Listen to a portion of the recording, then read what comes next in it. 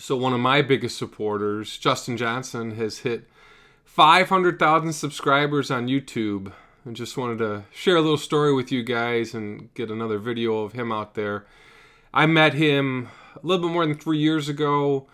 He came over for a day in the shop. We did some filming. He recorded some clips for me. And that's how one of my more successful product lines sort of grew out of that relationship. I had 26,000 subscribers at that point, and I think he had 19. And then about 7 months later, he had the shovel guitar. And then a little bit later after that, we made the whiskey barrel guitar, and he has exploded. So congratulations to him on 500K.